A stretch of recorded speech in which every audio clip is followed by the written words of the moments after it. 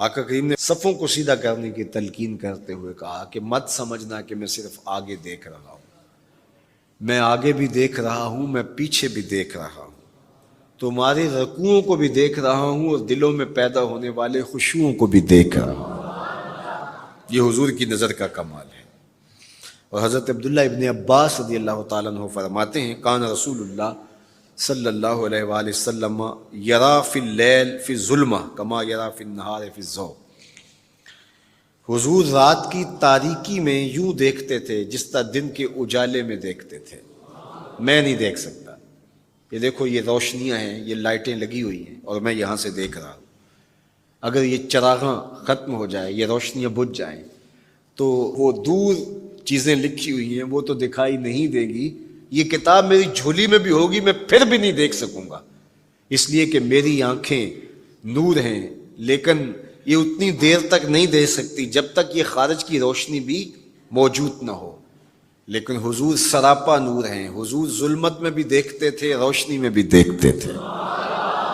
چونکہ میری آنکھیں ان روشنیوں کی محتاج ہیں، کائنات کی ساری روشنیاں شمس و قمر بھی میرے حضور کے محتاج ہیں، اس لیے حضور علیہ الصلوۃ والسلام شمس و قمر کی روشنی کے محتاج نہیں تھے۔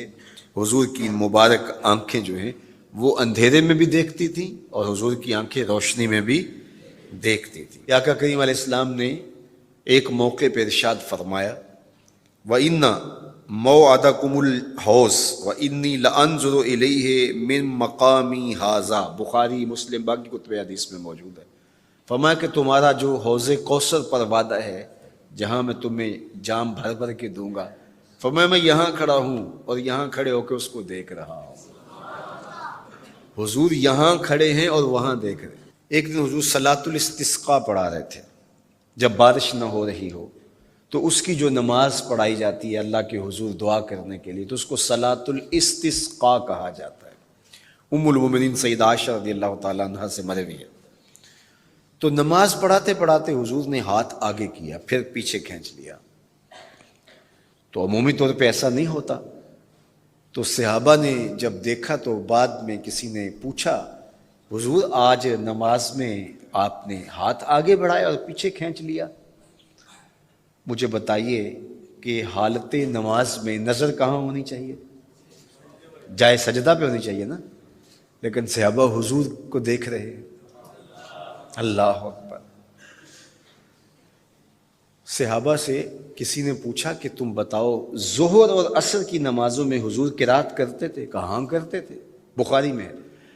تمہیں کیسے پتہ ہے کرتے تھے؟ کہا نحن نعلم باضطراب لحیتہ، ہم حضور کی مبارک داڑھی کی جنبش سے اندازہ کرتے تھے کہ قرات ہو رہی ہے۔ معلوم ہوا نماز بھی چلتی رہتی تھی، رخ محبوب کی دید بھی ہوتی رہتی تھی۔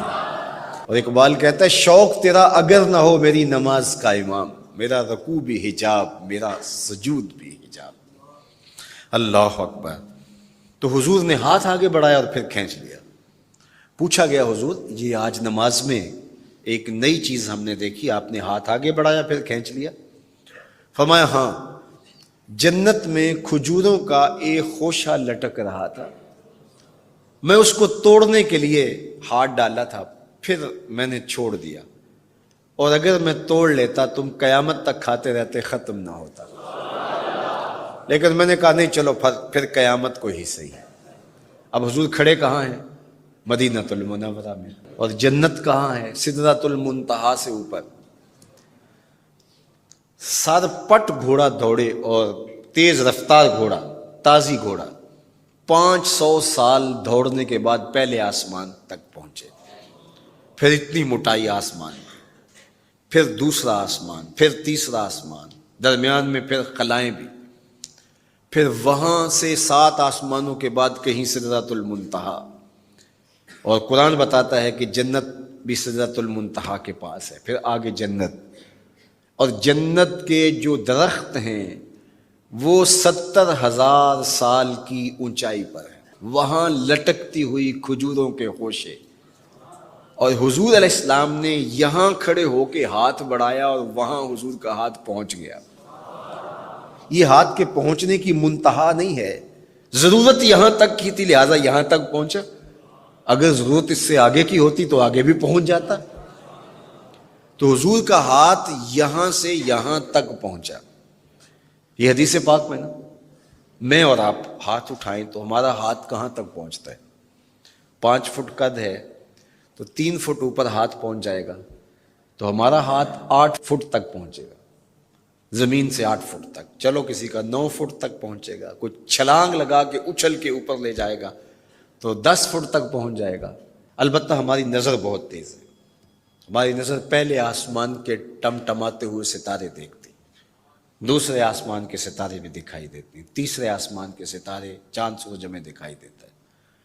ہمارا ہاتھ 3 فٹ تک یا 10 فٹ تک پہنچتا ہے، نظر تیسرے آسمان تک پہنچتی ہے، اور جس کا ہاتھ جنت تک پہنچتا ہے اس کی نگاہ کہاں تک پہنچتی ہوگی، اس کی نظر کا کمال کیا ہوگا. اس لیے فرمایا انی ارا ما لا ترون واسمع ما لا تسمعون. جو میں دیکھتا ہوں وہ تم نہیں دیکھتے، جو میں سنتا ہوں وہ تم نہیں سنتے. اپنے حواس کو نبی کے حواس پر قیاس کرنا یا نبی کے حواس کو اپنے حواس پہ قیاس کرنا سوائے جہالت کے اور کچھ نہیں ہے. چے نسبت خاک را بعالم پاک، کہاں ہم کہاں ان کی ذاتیں بابرکات.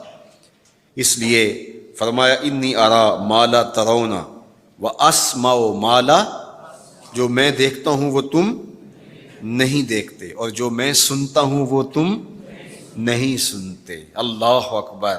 ہماری آنکھیں تو چمکتے ہوئے سورج کو دوپہر کے وقت نہ دیکھ پائیں، چندھیا جائیں، آنکھوں میں پانی اترنے لگے، اور محبوب کی آنکھیں بے حجاب دیدار رب کریں. اور قرآن کہے ما زاغ البصر وما، آنکھ چندھیائی بھی نہیں اور حد ادب سے تجاوز بھی نہیں کیا.